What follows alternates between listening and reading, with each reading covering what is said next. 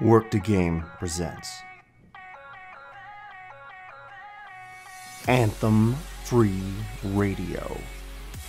Coming at you live and on YouTube with your hosts, Brian, Chemistral, and Nightmare Demon. Adventure with us as we learn more about the world of Anthem.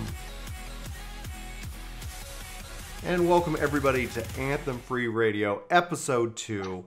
Suit up, strap in, and let's get this going. Welcome freelancers, one and all. In this podcast series, we're diving into all the news about Anthem, and we're also bringing our babies with us to have a good family event here and fun. So, obviously, my name is Brian, and joining me, we have Chemistral. Evening or morning. Morning, good evening, and good night. Thank you. Yes. And then we have Nightmare Demon here in the bottom square. Howdy. And with this, thank you everybody who watched episode 1. We really appreciate that. With episode 2, we've got more AMA news from the devs.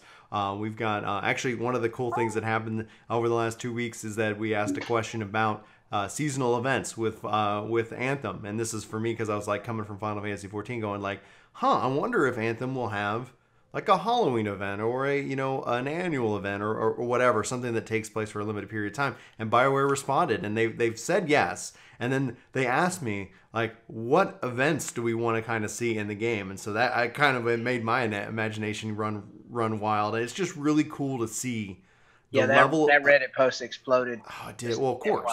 Of course it did. They're like, who's this Brian fellow with his silly question?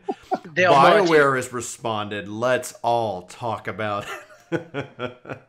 Oh man, dude. It was really surreal. I have to say, like immediately, like we talked about this in episode 1.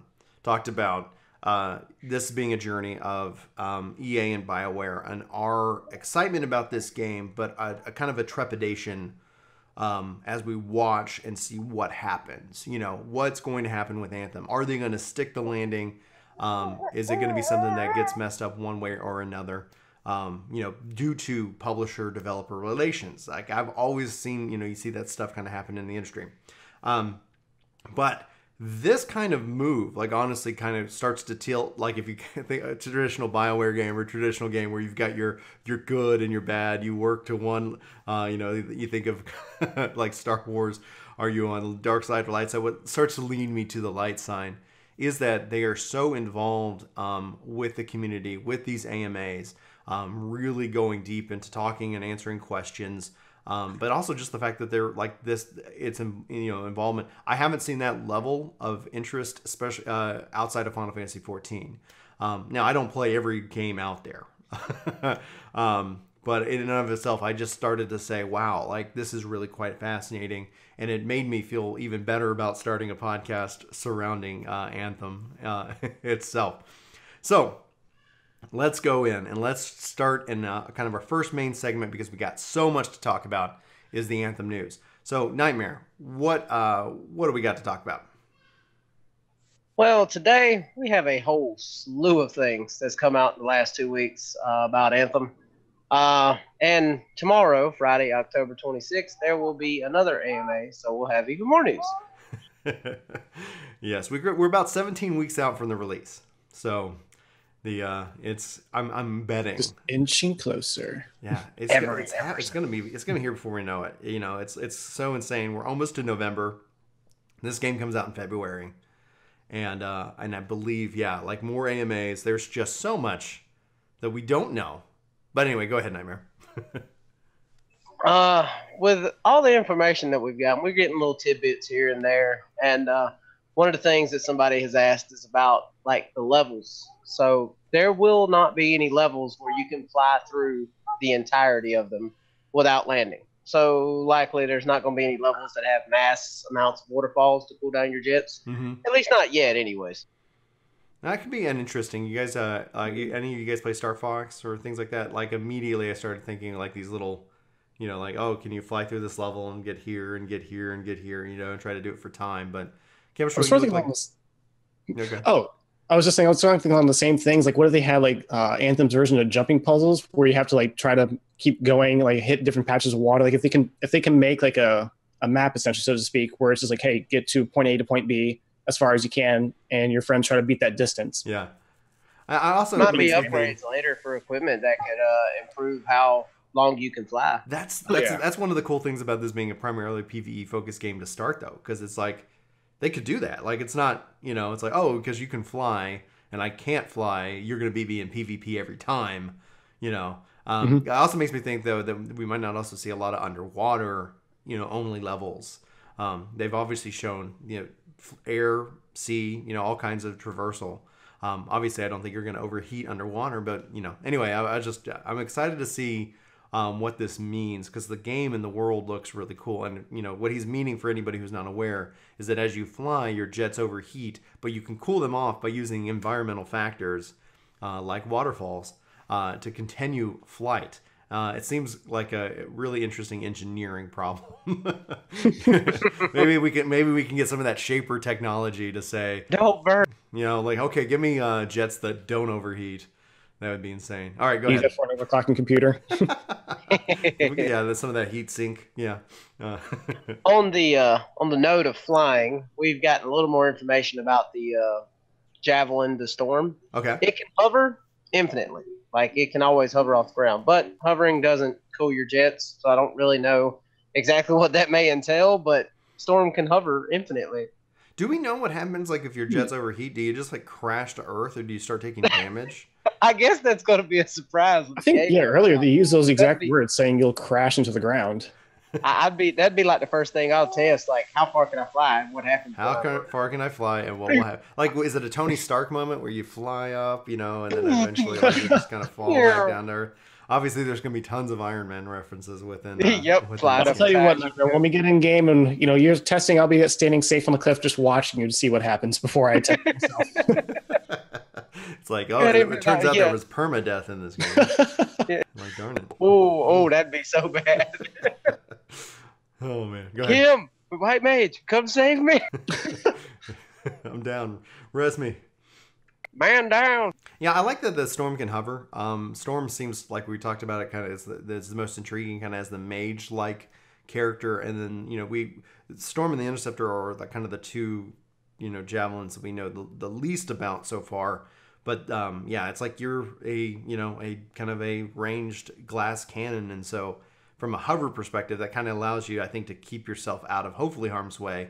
We'll have to wait and see how that works, but I guess it's going to be a balance, because like if you're about to overheat and you're far from the ground, you're just stuck here, guys. Somebody does anybody have a water cannon? Mario, Sunshine style. Cool me down. All right, what else we got? Again, these are live servers we are playing on, so you will need PS Plus and Xbox Live if you're playing on the consoles to be able to play Anthem.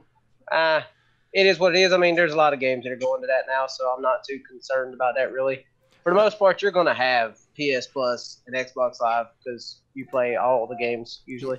I kind of find that like it just feels at this point in my career that it's just something that I'm going to have.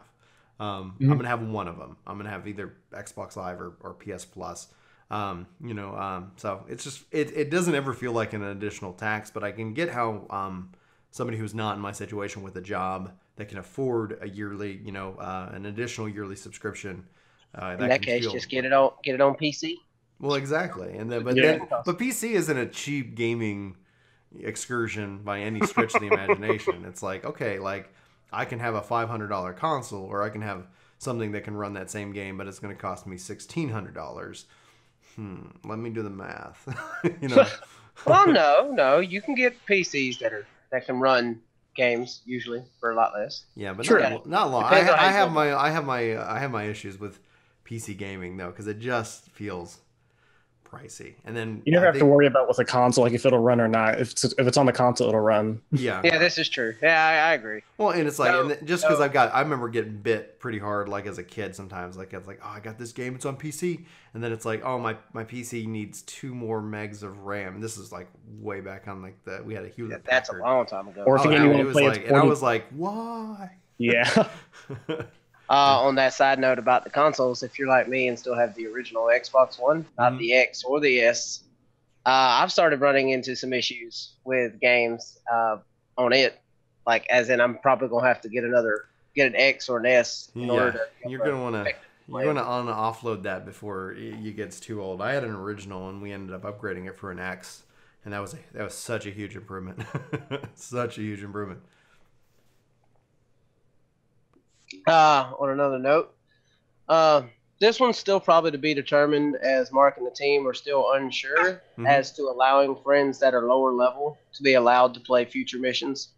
But if you join other players on a mission, even at a lower level, you will still both progress and get credit for that mission. But you must still qualify for that mission in order to play it with another player. So in other words, you have to be at like that part of the story kind of thing. I love that we're talking level sync right at the start. You know, it's like, that's important.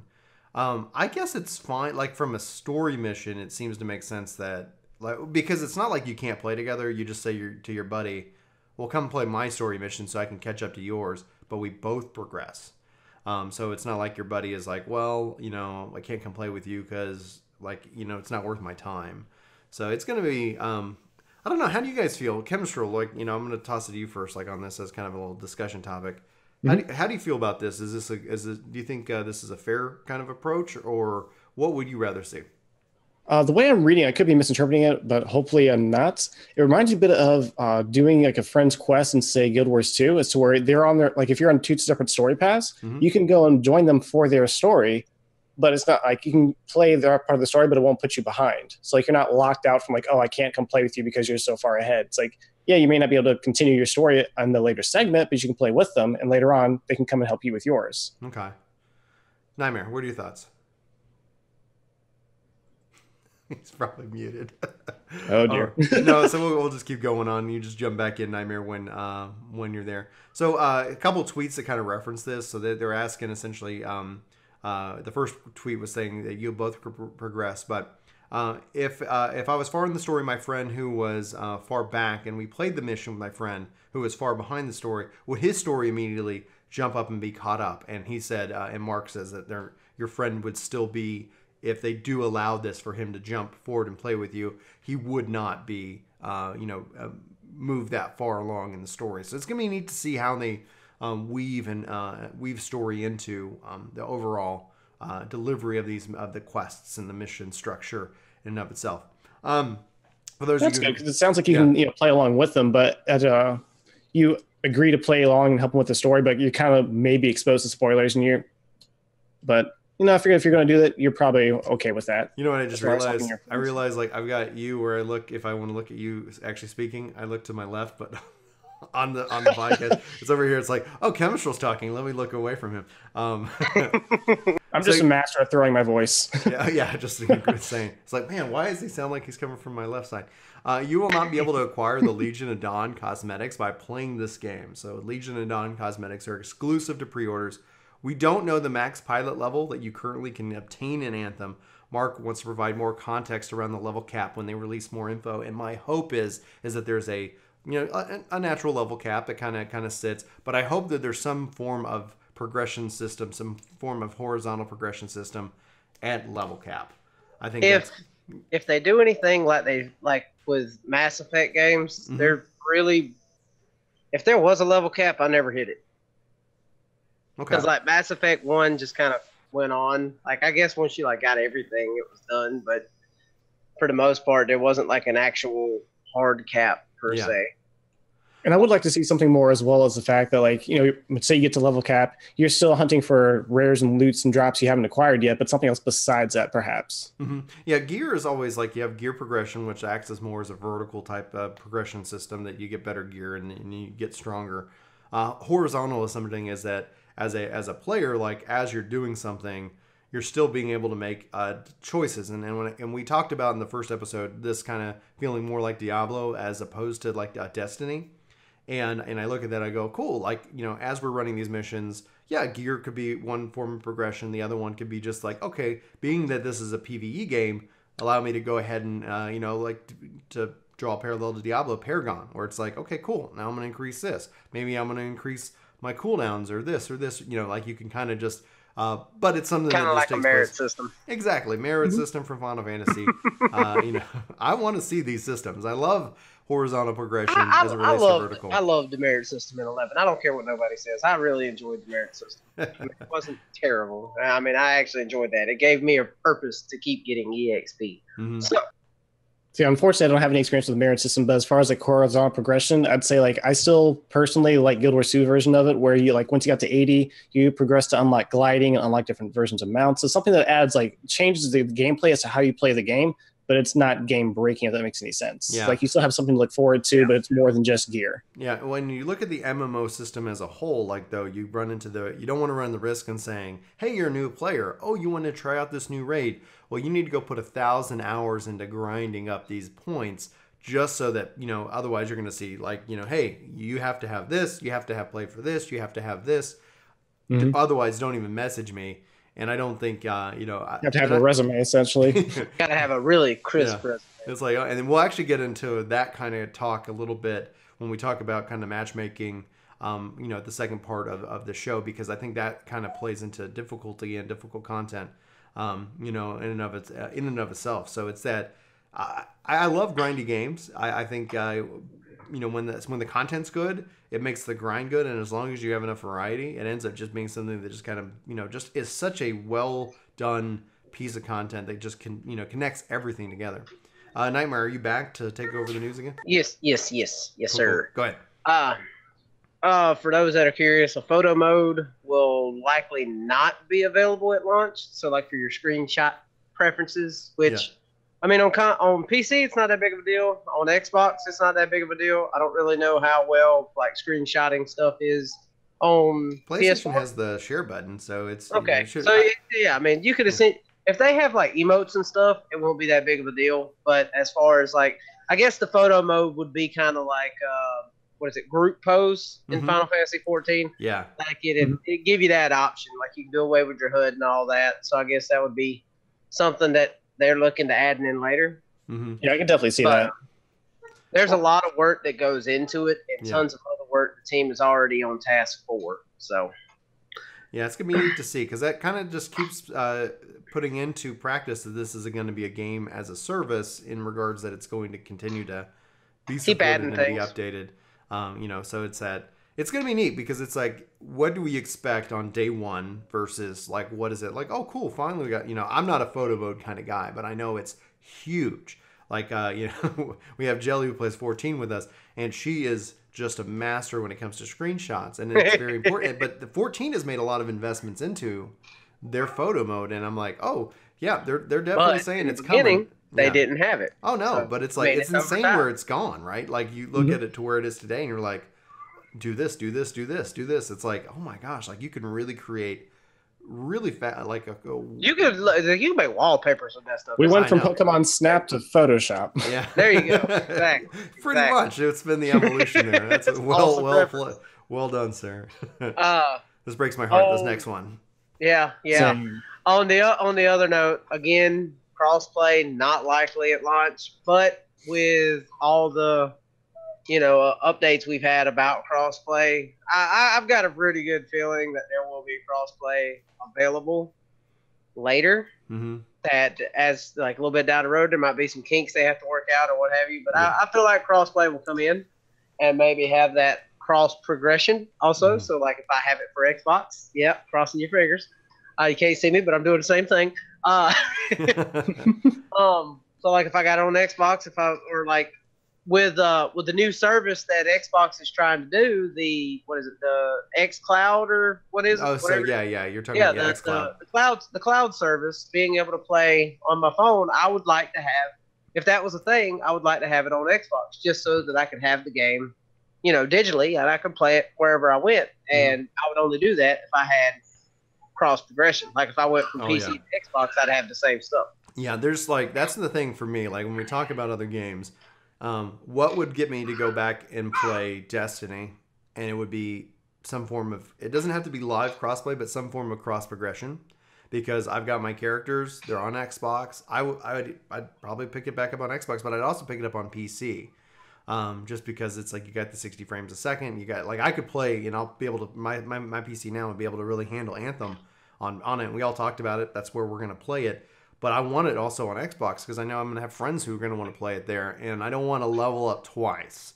There's nothing like, it's like, I don't mind grinding games, but I don't want to sit here and be like, oh, cool, I got, I did all this work, and now I've got to go do that again so I can do this here. And then Monday nights is PC rating night, Tuesday nights is Xbox rating night, Wednesday nights is PlayStation rating night. It just seems to be ridiculous in terms of because of the community. And if Anthem wants to be more than than what it can be, it's you gotta unite the clans. You gotta sit here and say crossplay is important. Now, I get that it's not coming, and they're saying not likely at launch due to the nature that Sony recently just changed their minds in starting allowing this. And so I don't fault them for not having it at day one. But at the same time, I hopefully will learn something soon, at least as a roadmap as to when we can expect it. Because if it's not day one, is it day 365? Is it year 2? Is it year 3? Like we waited, or is it never? Yeah, that's the thing. Like we waited till like Rise of Iron to get custom games in Destiny, and it was just like, I was grueling, And finally we got it, and it's like by that time people had moved on, so it was kind of hard. Like, come back, we finally got custom. No, we don't want to. We're good. See, that was the cross progression thing is something that I already know the feeling because I have Destiny 2 and the first 2 DLCs on Xbox. Yeah.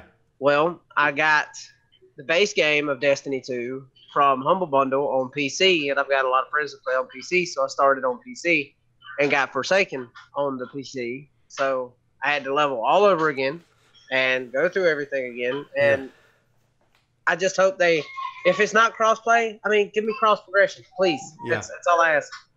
Yeah, that's where it is. And then also to your point though about like xCloud, it will be really, really cool to see how that goes. Dude, what's your internet speed, Nightmare? Because I know you stream, so you probably have decent internet. Recently, as of like about 4 or 5 months ago, I got an upgrade. So now I've got 100 megs down and about like 8 or 10 up, I think it is. So it's like from that perspective, the Xbox is shooting for I think 10 down, 10 up. For xCloud. Yeah, 10 down, 10 up, 10. And then like Google and them, the ones that are doing, they're at 25 down and up. So it's like you think about it, it's like, this game could also benefit from that perspective. Imagine being like, oh, cool, I've got it on Xbox, but I can play it anywhere. The only downside to that perspective is that most internet providers are not giving you more than 1, 2, maybe 5 up at a given time. Yeah, we have 85 down, 85 up and we're on fiber optic here. And I need to be closer to Atlanta. It's great. Like I'm not gonna sit here and say my life is not amazing. it's truly great internet. I think I need to move to Texas. Yeah, Texas is also the best state in the union. But on that note though, it's like we were like Spectrum calls, like like Charter Spectrum and like things like that. We're like, oh, we can give you like 200 down. I'm like, what's the app? They're like, 5. I'm like, no. Like, yeah, it's funny. Like when they try to sell you on that, you're just like, I'm more interested in the upload speed. I'm at 85. What's that going to cost? And they're like, well, we've got I can get you 1,000 down and 50 up. And how much is that? And they're like $150 a month. I was like, no, I pay like $48 a month because that's all we have. We don't have phone. We don't have cable. We don't have TV. We just need the internet. Like every viable, like we have entertainment for generations and generations, more than we can stand. All right, sorry, we got derailed, which is great. Got a little bit on a tangent there, but it's okay. Because Anthem will be using dedicated servers, there will be some forms of optimization for as long as the game is running. So, like you said, it's a service, so there will always be, and unless they shut down the servers, there will always be tweaks and optimizations and things of that nature. Mm-hmm. Also, your settings from the demo, whenever that comes around, just like your progress, will not carry over to the full game. That's always a bummer. I love when they let you play and progress. Now, EA Access has kind of like on Xbox, kind of like you can play the game like a week early. Also known as Origin Access on PC. Thank you. Yes. And so I believe, and maybe we'll cover this here in a bit, but I believe that players who have that, their progress will carry over from early start. Which it's through those programs. Yeah, it's there's some stipulations on that. It's you can do the early access, but you have to have a paid subscription at the time of it. for your progress to carry over. And that's from like February 15th. There's some more details on that here in a little while. Yeah, well, that's one of the things I don't have it, but I'm literally like, if I can start a week early. Now, I'm tempted. It's not. I mean, it's not like super expensive. I mean, you can get like the first month. It's like $10 or something like that. $5, something. I don't know.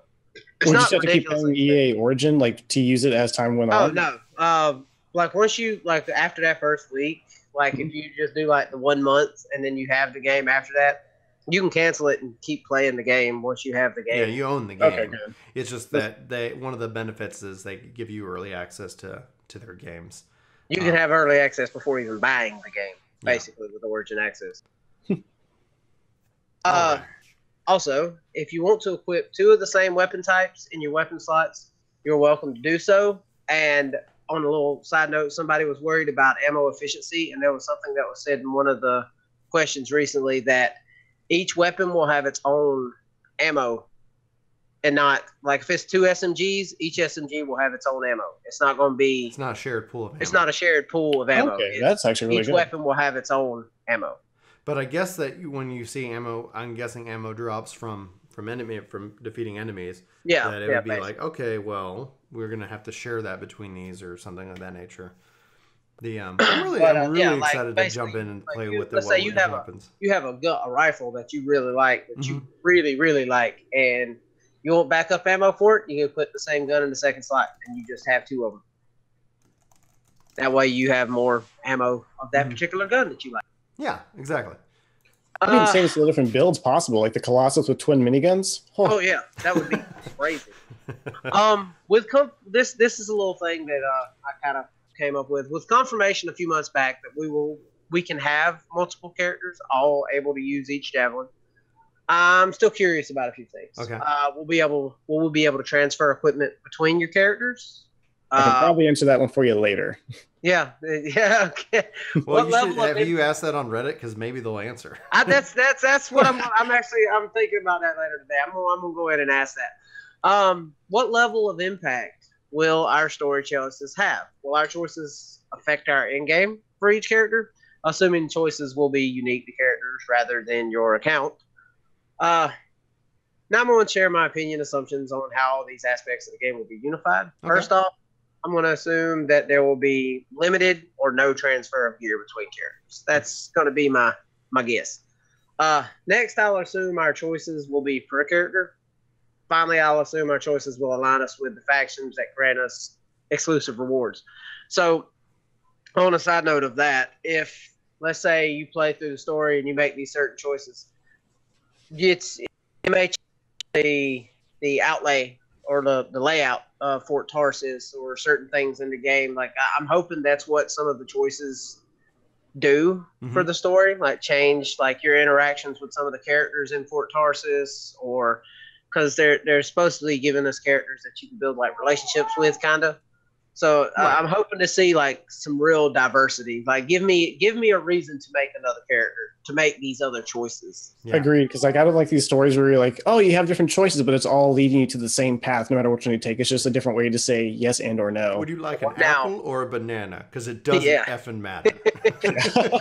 Now on the note of the factions, like if these choices give me a little incentive, if these choices allow me to get faction exclusive loot. So like if I work with this faction, make these choices for them, I get the end game, I get specific stuff from them, but I can't get nothing from this other faction. So then I make another character to do that faction, and then I'll have that character to have access to, their loot, I guess. That'd be really cool, especially with like certain javelin themed skins, perhaps. Yeah. See, exactly. That'd be one of the things I'd be kind of interested in. And it'd also be kind of curious if like certain things like cosmetics wise, like with WoW, any of your glamour stuff or your transmogs or your mounts, they're account wide. They're not character specific. So like if you unlock a piece of armor and you go to another character that's the same class, you can use that transmog on that character even though they don't have that armor because you've already unlocked it in your collection library. So I'm hoping they have something like that. That'd be kind of cool too. Yeah, if they don't, I would expect that would be something that comes at some point. Like Typically, I haven't seen many games launch with that, but then eventually someone's like, oh, I really worked hard and I got this, and I like how this looks better, but this gear's better. And that ends up being something that I think plays out really well. I love it, having that level of customization. Acts is also kind of like a trophy system, on public display. Look at what I get. Yeah, like, oh, how did you get that? Like, that looks so cool. For some of us, it's even how we spend most of the time playing the game. I think I spend more time making transmogs in 14 than actually do spend playing the game. Oh my gosh. Like, all right. It's like, all okay. right. So, all right. For the information that I'm sure most people are wanting to know, the initial demo date is going to be February 1st, 2018. Is this a public demo? This is going to be the initial demo for EA Access, Origin Access. I'll have the breakdown here in a minute. And pre-orders, I believe. And you ain't going to want to miss it. You can roam around Fort Tarsus. You can get missions, visit vendors, talk to people. You can also just walk around and explore if that's your preference. Fort Tarsus is where, you can go between missions to rest up, restock. But that's not all there is to do. Your personal role-playing story takes place here as well. Explore, talk to people, see what you can learn. Also, there are 4 people per server. In free play, you're not... He's talking to me. I muted as well because my kid was like, I'm going to be loud. It's like, all right. He's over here making happy noise. He's not angry. In free play, you're not tightly grouped, so you can come across any of the other 3. It seems like such a small number. So basically, you go in, if you leave Fort Tarsus on your own, basically that is, going to match you with other people, and you're going to run into them out there. Yeah. I'm sure it probably grow later, but for now, that's kind of what they have. So, depending on how big the world is, it's like... exactly. I'm sure the world was huge, but to have just 4 people, I was expecting at least, maybe Fallout 76 people, but... Is it 76 people in Fallout 76? Is that... I don't know, just a guess. It just seems like 4 is very small, but we'll work with it. Yeah. Well, for now, BioWare's never really done anything like this, whereas, Destiny, they've got their whole thing over there where they've had, an interactive world. You're always running into other people, even if you've got a full, group when you're out in the world. But whether you're playing with a pre-made group or with friends or using the matchmaking system to team up with fellow freelancers, the 4 of you will get an instance all to yourselves. Even if you're on your own when you first set off, you're bound to run into another freelancer eventually. Now, I've heard that it's essentially... I'm still muted. There we go. I've heard essentially that as it breaks itself down is that they talk about the our world, my story kind of thing. And it's that while that maybe we're 4 in this world, that they're able to kind of affect everybody in these different instances. And that's at least how I've read it. I don't know if that's true, if it's only that, they're going to do a Shaper Storm in this world. We're going to go to it and do that. And maybe that's how they bring these strangers together for the, because maybe Shaper Storms are these big, oh my gosh, one has popped. You go to you stop whatever you're doing to do this because it's just too good not to.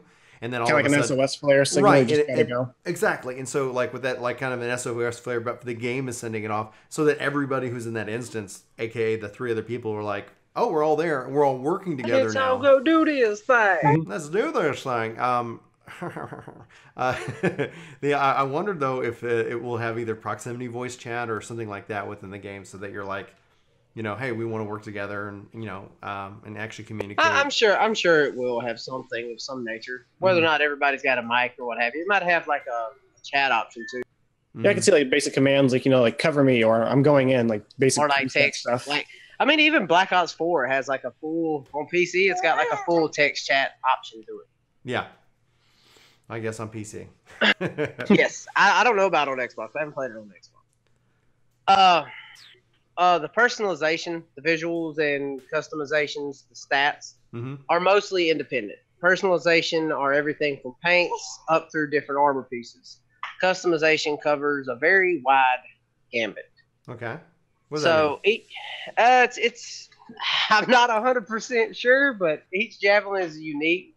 thanks to all the ways you can customize the way you look. So I'm assuming like they might like there's actual armor pieces that's going to change the way.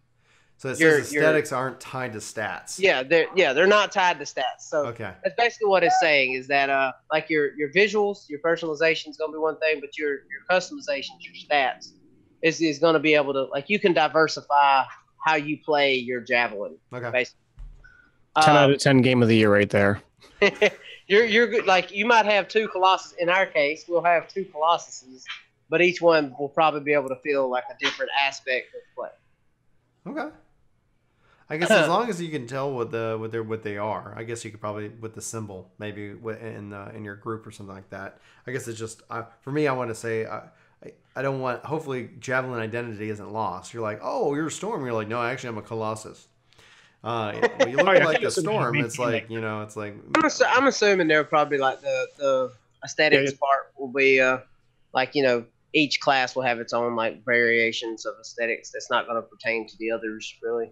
I agree. I think I see it more like in MMOs where you can't just like you can't have your paladins wearing black mage robes. They're gonna have their own. You can't have the white mage wearing heavy armor as much as I would want to. Unless they have the Hellhound armor from the last round of the feast. Yeah. That's beside the point.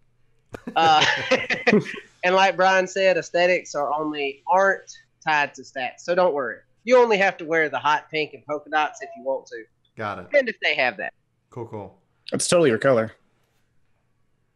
So we got multiplayer adventures and single player stories that obviously don't line up. This is kind of where I want to play it. I want to see it to believe it because it's like I've seen like Kemershal and I and I don't know about you, Nightmare. You kind of weigh in. We haven't had these conversations, but Phantasy Star Online, huge pivotal because English is not my language. The huge kind of impact on me, and then you saw that you ever play Phantasy Star Universe? Star Online and Phantasy Star Universe. But Universe had this single player RPG that was kind of set in the same kind of aesthetics, and then had the multiplayer kind of side thing, and they were doing that, trying to weave in some kind of story. And I think 14, personally, from a story and multiplayer game, gets it as close to right as I've seen it. So when they're talking about this, it's that there seems to be like a multiplayer component, and then there's this single player story, but it's all baked into the one game, and they keep calling that the Our World My Story kind of approach. And so this is the thing that I don't understand, and I don't think I will until I get hands on with it to form a real opinion about it. But it makes me a little nervous, to be honest. Yeah, I agree. We'll see how they work with that, I suppose. Yeah. I suppose it could kind of be like maybe Diablo 3 story where it's like, yeah, you can progress through the story and have friends go through it with you, or you can also just have your multiplayer aspect and go and do that. Yeah, I think that's where Fort Tarsus comes in that the Nightmare was talking about, is that it is a instance just for you. You interact with the characters. Nobody else is running around.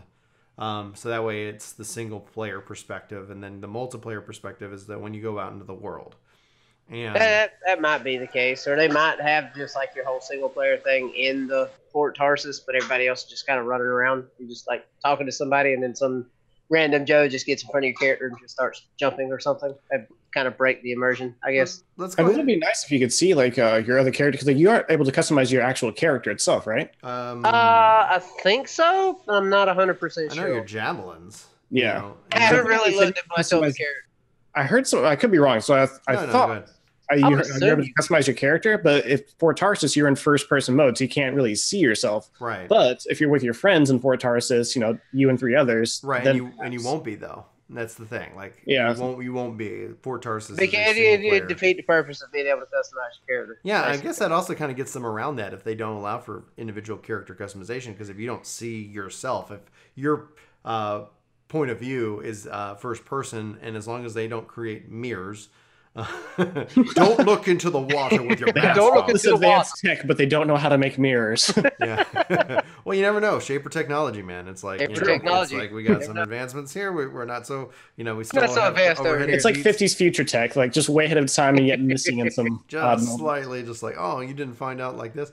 So let's go and jump into kind of the early access and the play trial Nightmare. Just real quick. Okay. On a side note, for those of you who might be wondering, some of your enemies will have javelins. They are some of the toughest non-boss creatures you can fight. Now, I'm wondering if these are other factions.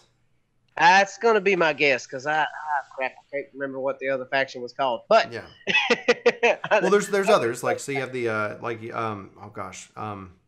I actually know them. Go ahead and talk. I'm pulling up my lore notes, but go ahead, continue. And like I said, what these creatures are, we don't. They said they can't go into exactly what those creatures are yet, but with the javelins of their own, they aren't going to make any fight easy for you. So apparently it might not even be humans. Mm-hmm. Apparently it could be other forms of creatures from what I'm getting from that. Okay, so I know I want to dive more into the lore on this game, and we said we were going to hopefully get to that in episode 3. So you have essentially the Shapers. Just a kind of a brief kind of oversight. Their plan was to form the world in 9 days, but they quit after 3 or disappeared after 3 days. Yeah, like disappeared or something. And so like that. the Scars, though, are kind of an adversary. They're kind of an invader type force into the world of Anthem. But they don't want us to think of them as alien. That's an assumption. So the Scars very well might be related to, this could be their home planet at some point. They could be related to the Shapers. Who knows? But they're trying to get at the Shaper technology that's been left over for this. Now, different factions could be, there's the Arcanists. We're part of the Freelancers. And so there's, let's see here. They have the Arcanists, the Freelancers, and that's, darn it. That's still got more work to do as I'm building this out. But there's an opposing kind of faction to our ideals, where we're both, like we talked about this a little bit, where from a story perspective, we're both trying to get the same goal, hit the same goals. We think about it completely differently. We want to keep people, from getting their hands on the Shaper technology. They feel like they need that. They could use the Shaper technology to help, to help advance society and things like that. So obviously with Shaper storms and things like that, this world is hostile and dangerous. So here's the thoughts. Like if these other javelins being piloted by other people from maybe other factions, I know it's PvE now, but if they did implement PvP into the game, like a PvE, PvP mechanic, I could really see, you going against the other factions representing your own. That would be kind of cool. Mm-hmm. Also, another, 2 more little tidbits here. There is going to be what's called master class gear, which I'm guessing is going to be kind of like exotics in Destiny. Yeah. Difference is, you can equip as many as you have open slots for. So if you want to equip your javelin with all master class gear, then go right ahead. By all means. And also on another little thing of the storm, from what they said, the storm taps into the Anthem of Creation more directly than the other javelins. Mm-hmm. The storm is a mysterious javelin and will stay that way for the time being, according to Mark. But Mark offered his taste of the exosuit's backstory. Hooray for questions. Yeah. So he's not giving us much. He's just going to keep that secret for a while. He'll stay mysterious. We'll see what happens with that as time goes. Right. All right. So early access, guys. When's that start?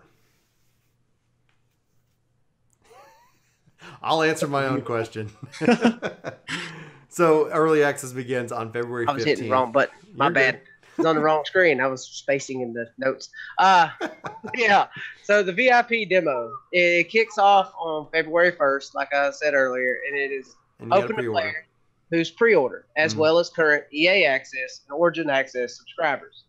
Now, for those that may be wondering, if you play on the Xbox, it is EA Access. If you play on PC, it's Origin Access. No, they are not the same. So if you have a subscription on Xbox for Origin or EA Access, you can't play on PC with Origin Access. That's a bummer. Same thing. Unite the clans, EA. Unite the clans. Just make it one thing. Especially since it's the same to the publisher. Yeah. Well, Microsoft's doing that. Play Anywhere or Game Pass is coming to PC. So anyway. Yeah. So with the next little thing that they put in here, I thought was kind of weird because from what we've heard, the Legion of Dawn skins are pre-order bonuses, right? Correct. Well, from this little thing, it says both standard and Legion of Dawn pre-orders. I'm assuming that's like 2 different versions of the game. So I'm assuming that's the Legion of Dawn pre-order is like the upgraded version they're talking about. I think you get the skins either way, but I think in this little thing they're talking about Legion of Dawn pre-order. I'm assuming that's going to be like a collector edition version of the game. Mm-hmm. I haven't seen nothing about that, but apparently there's going to be one, and that's what it's going to be called. little bit about 2 weeks after that, you got early access. Early access begins on February 15th for Origin Access Premier members. And EA Access. This lets you play the full game a week before launch on PC, and if you're EA Access, a full launch on Xbox, or I think PS4 has EA Access. I'm not sure. Members will have unlimited access to EA's full game on PC and Xbox, play as much as they want 5 days before launch, as long as they are subscribed to Origin Access Premier. And then it goes on to say, hey, y'all get a whole bunch of other games you can access. And then the Play First trial, which is the Xbox version they have. It's not called Early Access for whatever reason. EA Access for Xbox One and Origin Access Basic for PC. So apparently PS4 players, y'all are just SOL, I'm guessing, because y'all don't have an EA access. Right, yeah. Like PS4 players will not be able to play this game. They're not going to be. They'll be able to play the demo, but they won't get the early access. Progress made in the game during the free trial will carry over to the full game if purchased with your 10% member discount, or if you become an Origin Access Premier member. So I mean, there's that. So basically, it's saying if you let's say we try Origin Access or EA Access, and we purchase the game through that, then our progress will carry over from the Play First trial or the early access or whatever. But if we buy the game, it sounds like early access though is primarily PC, starting on the 15th, and then Play First is you get 10 hours, just 10 hours of playtime. Hold on, let's see. No, starting on the 15th. That's what it says. I guess it's. I don't know how they got all that work. Apparently, you get to play 10 hours of Anthem as part of the Play First trial. So apparently that. But that's still starting on the same day. Like 10 hours could be 2 days. 50, 60, I mean, 70, you could really and knock then come that back out. on the 22nd. Oh. I'm gonna have to look at that because I don't know if. According to the way it says, it's just you get to play the full game on the early access. So PC players are going to be able to play, if someone grinds it, they can play the whole game before the game even comes out. Mm-hmm. Challenge accepted. And then, apparently the Xbox players only get to play 10 hours. I don't really understand that, but it is what it is. Right. That seems kind of fun and weird, but 10 hours. Okay. Well, cool. And I think that's all of it for the early access stuff. Yeah, and we've gone through, I think, some of this other news. So what we'll go ahead and do, just for our time perspective, we'll go ahead and cut anything and make sure it carries over if we need to cover any of it, because I'm looking through it. Most of it is that we've talked about it, I think, in episode 1. And we'll continue to, probably answer those questions and go over that. But at this moment, as we dive in the podcast kind of a topic, I'm going to toss over to Chemistral now for kind of our kind of a big topic regarding matchmaking and difficulty. I couldn't tell if that was you or your kid. They're both just in shock and awe. I know. Wait, matchmaking. Well, because one of the the biggest complaints and people in the Destiny world are like, oh my gosh, Anthem is going to have matchmaking. Thank you. But as I've always kind of thought of it from a difficult perspective, Chemistral, this is kind of your big thing. I want you to dive in. Get us up to speed. I will say, as long as we're talking from Destiny 2 to Anthem, I did play Destiny 2 for a bit, but I'm on PC. All my friends are on PS4, no crossplay. And it's really, really difficult to do matchmaking on the PC. You had to have some mobile app thing just to make a party. It's bizarre. So seeing that Anthem's going to have built-in matchmaking is a dream come true, especially for those of us who may have odd playing schedules. For instance, I work night shift, so most of my game time is in the mornings. And it's usually pretty lonely for any other type of games, or a lot of people are still sleeping or aren't for work yet. But if this will allow me to play with others who are on, maybe merge their servers into ours or whatever, then I'm all for that. And it's going to be for all types of game modes, all the way up from raiding, all the way down to just free play out in the open world, which is going to be phenomenal. As far as with matchmaking and other things that come with it, there is no trading system. And this one surprises me just a little bit, but the way they structured the game with how the loot works, you get loot for the javelin you have equipped at a higher frequency, then loot at a lesser frequency for javelins that you've unlocked, but you will never get anything that you can't outright use. So that is nice, but it still is kind of nice sometimes, at least I think, to be able to say, hey, a friend of yours has been looking for a weapon. he hasn't gotten it yet, but you just happen to get the drop. If you want to give it to him as a present, you can't do that. But you can always play more Anthem, and that's not necessarily a bad thing. No, no, it's not. So I guess here's kind of the crux of the question that I really would love to know y'all's thoughts on. Chemistry, I'm going to start with you, but also for you guys watching this in chat and then the video when it's on YouTube, the podcast when it's on YouTube, and even on EA Play, wherever we are, where podcasts can be found. Is that one of the things that I think Destiny that does that's really interesting is that the fact that they don't have matchmaking on their hardest difficulty content allows them to lean in and make really difficult content. We look at Final Fantasy XI and Final Fantasy XIV also as an example. I bundle all these kind of ideas together because when we matchmake, like let's say the three of us, we pick up a fourth and there's our Anthem squad. We know each other. We've learned each other. It's about, kind of that team gets formed and it's stronger.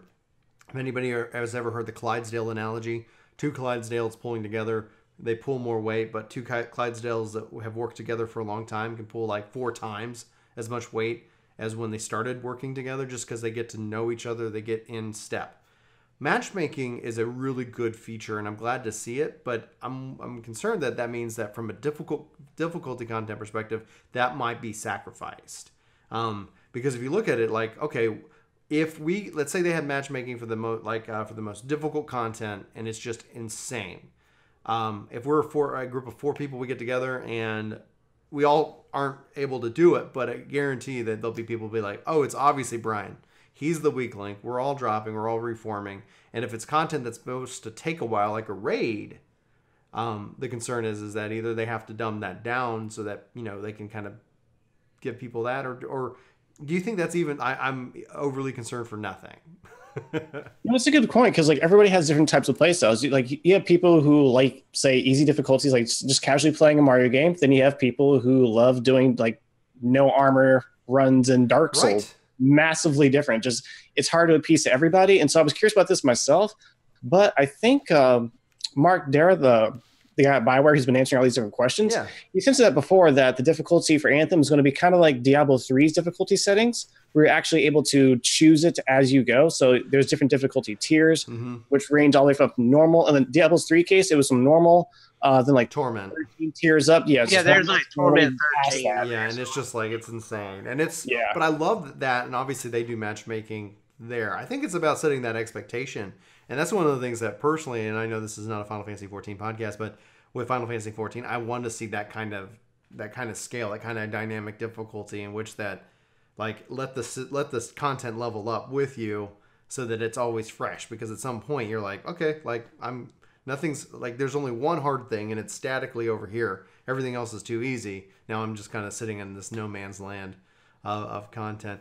I think it'll be neat to see if this has any impact on Destiny, because I know people really, really, want that. Like there is matchmaking, obviously, with PvP and the strikes, but as soon as you step it up into that top tier raid, Nightfalls or raids, there's no matchmaking for it. Right, and so that and those are weekly things. And the fact is that when you bring up that they're saying it's going to be kind of Diablo 3, that actually immediately I know what that's like, so I can at least compare it to something that I have experience with. It makes me kind of not so worried about it.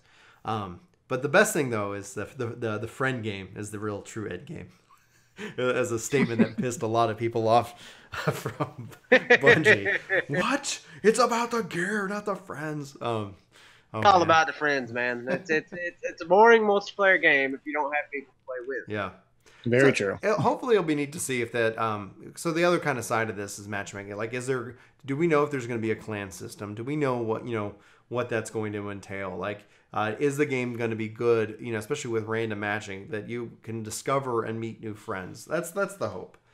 Because it's always kind of fun, because I've got a couple of friends that I've made just by getting matched into a match with them on Xbox, and then actually being somebody who's willing to take the risk and go into voice chat. Oh, well, hello. That's super risky. Yeah, when the game makes it easy for you to make new friends in the game, that's what's sign of good matchmaking. When it's difficult to not only party up with someone and then like to keep people on, it's so much harder. Yeah, it's so funny because bad when games have went from like back, when multiplayer first started, like, hey, let's do matchmaking. Now it's like we don't know if we want to do matchmaking because we're not sure if people will like it. Like Seriously, that's what it's a risk. It's a risk, and you see that in like so in our the thing that the three of us that have a lot of comments as a lot of time in Final Fantasy 14. The risk is that when matchmaking's great when it matches you with people who have the same kind of objective. You know, when we're all we're together and this is what we're going to do. Where you see stress and you see that kind of fallout where people typically say the 14 community is really strong, really welcoming, you know, and it's true. But there are outliers and you can run into those. We ran into one where it's like we're all sitting here, we're making good progress, but because we didn't clear the dungeon 30 seconds faster, we suck. You know, it's like there's always those like people. Always right, and so that's where it's like, and I always kind of say like, you know, we call it like the rouletting wheel. You know, it's like you're rolling the dice, and more often than not, hopefully, you know, you're getting people who have the same expectations. As long as everybody's got the same expectations about what we're doing, there is typically no stress. Everybody can have a really good time. But and we've talked about it. We kind of teased it in episode 1, and that's why I wanted to talk about it here. Is that imagine if somebody wanted to challenge themselves. So the three of us are in a group, we get matched with the fourth, and he's like going, I'm no gear. I'm trying to run this, you know, with limited stats, with one gun, I want to only use 3 bullets, and then I want to punch everything else, and I'm a storm, so I'm going to die all the time, but I'm going to challenge myself. And we're like, dude, you're hurting us. So if nothing else, just give me a blacklist. And I think that will help satisfy it. Yeah, most online games do tend to have that feature, and so there'll be, of course, a way to they'll kick them butt. I may add that guy as a friend personally and see how his run goes later on. I'm curious though, from the so back from the Diablo, back on topic from the Diablo 3 reference and about kind of the thing. It's that I'm wondering, you know, like from a gear perspective, is like obviously like is it you live in Torment 1? We'll use that. The higher difficulty. Yeah. The better is going to be. You live there, and then eventually you get enough drops and loot that you can then go into tier 2, and then like I'm wondering if it's self-gated or like then this kind of ties then. That's also going to be my guess. Well, also in the level sync system, right? Because let's say the question was about the story, right? We're not gonna maybe they might not let us jump forward on the story mission. Okay, not really a problem. But now we're all like, oh, you're Torment 13 and I'm Torment 1. Can I come into Torment 13 and survive? Like you know. It's gonna be neat to see kind of how that plays out. I would assume like it's gonna be like self difficulty maybe. Okay. Like it's similar. It might be similar to Diablo 3, but it might also be like for certain things. Like obviously, it probably wouldn't be for like the super end game, but like probably like regardless of what each person has their difficulty set to, the enemies will be scaled to their difficulty, kind of thing. I don't know exactly how that'll work, but that's going to be my guess. All right. Kestrel, you got any final thoughts? For that aspect, I do remember it's like a couple games that have set it to where it's like it figures out what your difficulty is. It still allows you to choose it, but then it'd say, if you want, this is saying, let me restart the entire sentence. I know English, I swear. He lies. He does not know English. Durka. No, but... a little bit more about the challenge climbing. It's a little bit more text page down. Climbing the ladder. Yeah. But like it would match you with the same where like the where your difficulty is at, but allowed you to go ahead and challenge the next tier above that. But tiers above that one were locked. So you weren't able to like purposely go into like the end of endgame right from the beginning. You had to get like certain point to be able to get to those. Yeah, so you're always looking to challenge yourself, but it wouldn't be to the point where you're just overwhelmed. And as long as progress works to where like if let's say Chemistro, you're like geared up and you're in tier, you know, the highest tier or a couple tiers higher than I am, that if you're able to come help and we can play together and you're able to still make meaningful progress despite playing at a lower difficulty level, I think that essentially is something that's going to help that friend game become a reality. Oh, for sure. Like friend game. Again, making another comparison with Guild Wars 2, they always have, you go to any starter map, there's always max level characters actually like progressing in level 1 starting zones because they still get good drops, good whatever they're working on there. Correct. All right. That would be awesome. Nightmare, you got any final thoughts? Yes. Well, I mean, other than what we've talked about, I don't really have much, but I mean, as far as like the difficulty goes, I would be really interested to see that because if they add like as far as like the base difficulties of Diablo, that's they're through the torments, that's cool and all. But Diablo also had like if they added in something like the greater rifts, like that was like the true hard difficulty stuff. Like you would see how far into these greater rifts, and they went on forever. Like they literally can go on forever, and you just keep getting better gear and try to progress further into it. Further and further. I wonder if we'll see, like, because I like how Diablo had the kind of the seasonal aspect, kind of a leaderboard aspect. Oh, good. The season aspects is cool. I like the seasons aspect. If they do it, like I love Diablo 3. I still go back and play it every now and then. It's a great game. It's not it's coming out for Switch and they're bringing freaking crossplay. I wish they would do more with the seasons. Like, honestly, it's been out so long. I want to see another expansion or something already. Okay, give me seasons. I'm happy with that. But please wait till November, man. Something we believe. BlizzCon, man. They need to let us know. BlizzCon is in November. Chris is going to be out at BlizzCon, and I believe I'm either hoping that we see a Diablo 4 or a new expansion to Diablo 3. Yes, that's what I'm hoping. Yeah, and the fact is they're talking about crossplay now. I think they're talking about console level crossplay.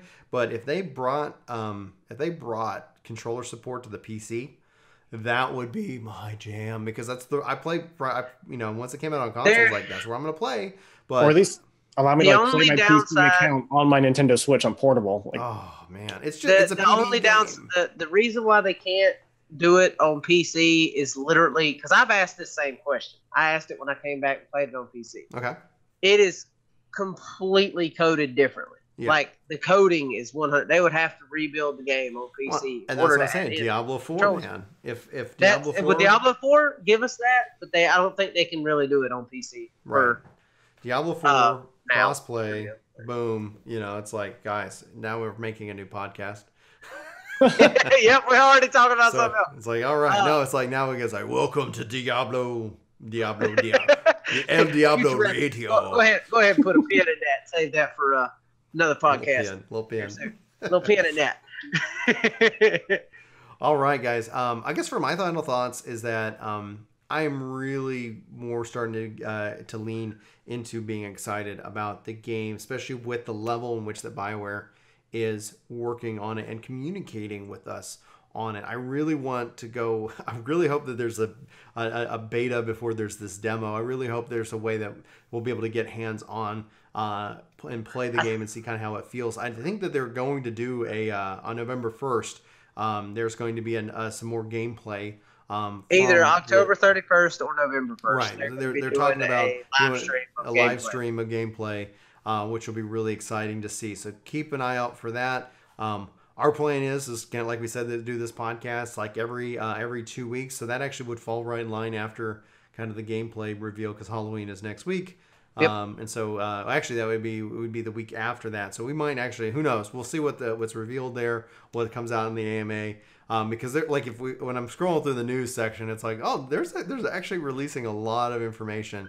So we might have to see if we can't Apparently we picked the right time to start the podcast, because for about 2 months there was like 2 or 3 months there's like no new information, and we decided to do the podcast. Now there's like new information every week. It's like, okay, like we're gonna talk about that, and then I was in here, I was like, okay, we got to jump through, because like some of it's more like iterating or kind of putting a point on what we've already covered and talked about.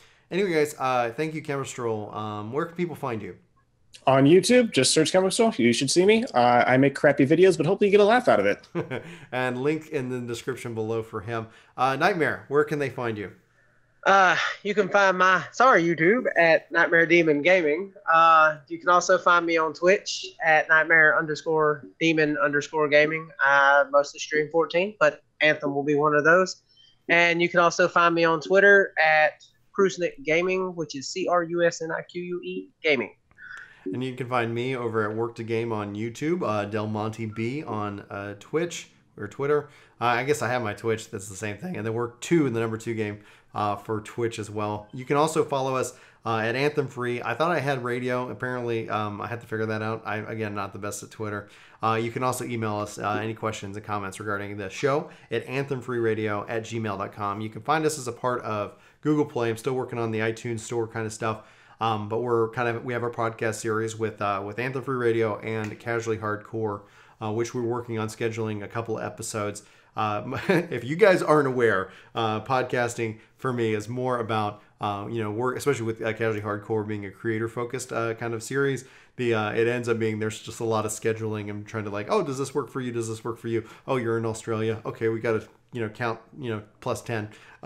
So it's a lot of fun, and hopefully we'll have some of those, some more casually hardcores coming out as well. And who knows, maybe other podcasts as well. It's a lot of fun to get together. Thank you, Chemistral. Thank you, Nightmare. Thank you, everybody sitting back watching this here on Twitch or on YouTube. Please let us know in the comments below if you got any questions, or like we said, you can always reach out to us at our email or even at worktogame@gmail or worktagamevideos@gmail.com.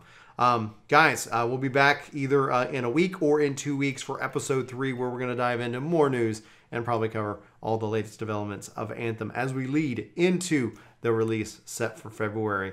With that, I'm going to wish everybody a fantastic day, and we'll talk to you guys soon. If we need some kind of sign out, freelancers, javelins, dab. No, what is that? I have no clue, but I'm stuck in this animation. I thought you were like dabbing or something. It's like he's a half dab. Half dab. It's like, okay, we're not like, it's like, oh. All right, guys. Oh no, my neck. All right, peace to the streets and these. Y'all take it easy, everybody. Goodbye. Have a good day. Oh, excuse me. What's up, workforce? Chuck here, telling you should totally like, favorite, subscribe, share, dance, raise your hands in the air. I'm off camera. I'm off frame. I'm new at this. Hey, listen. Yes. You haven't hit that subscribe button. You totally should. I recommend it. Chuck approved. Anyway, also, thanks to all the Patreons. You're in the corners. Whoa!